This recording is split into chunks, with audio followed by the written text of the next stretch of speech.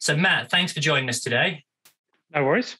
So, Matt, amongst other things, you have the NeoAir Uberlite Extra Wide to show us. But before we get on to that, is it worth having a bit of a summary of the NeoAir range and how it's developed? Yeah, no worries. I mean, a lot of people, I'll lift this up out of the way. A lot of people will recognize the classic or the iconic X-Lite, which is your mid-ranged 3 to 4 season mattress that a lot of people have used, super light 350 gram piece. And that's probably the sort of widest or the best selling piece that we do. But very, very closely behind that is the X-Therm. So anybody that's ever used an X-Therm quite often comments about it's almost like sleeping on a radiator. I mean, this is your seriously cold winter version. So this is more described as even 4 season plus, actually, in some cases. Super warm, but still super light and actually nice and comfortable. So those two are they were the precursors to this super light warm NeoAir range. And then more recently, they've introduced the Uberlite, which has been around a few years now. The Uberlite is really nice because it's nice and soft and stretchy, and it's actually a really comfortable place to spend the night. They all use the classic wing lock valve system, which was a major improvement that they put into the range in the last few years. So instead of having to blow the thing up and all the air coming back at you as you blow it up, it's now a one-way valve. But there's this nice little dump valve, so when you're done, you can actually deflate the thing much faster. So in terms of usage, they're much easier and much faster to use. Because when I first saw the original NeoAir, I mean, that was a revolution in terms of its weight.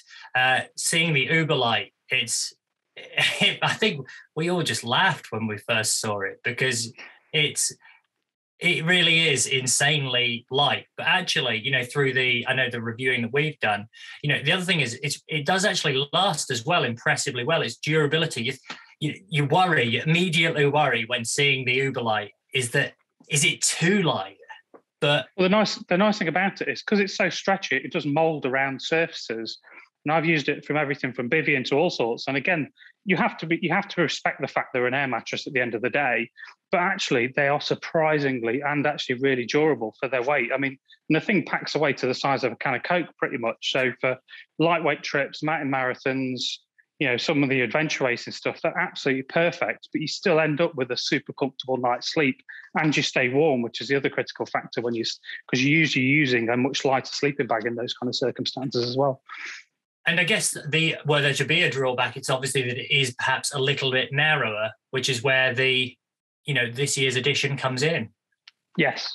Well, actually, the first time I used a regular wide, I didn't know I was on a regular wide. We just pulled it from stock. I went out on a bivvy and used it in a bivvy, and I thought, this is really comfortable. This is like super wide. I thought this is a lot wider than I expected. But the difference is actually that the regular wide is the regular one is 51 centimeters wide, whereas the wider one is 64 centimeters wide. And it makes such a difference in terms of comfort. The one thing I will say, though, is if you're using it inside a bivvy bag, you're probably better off with the standard one because you will lose the loft of your sleeping bag because of the stretch of the width of the regular wide. And as you can see, I mean, it is a super wide mattress, but it just gives you that extra layer of comfort, but it still only weighs just over 300 grams.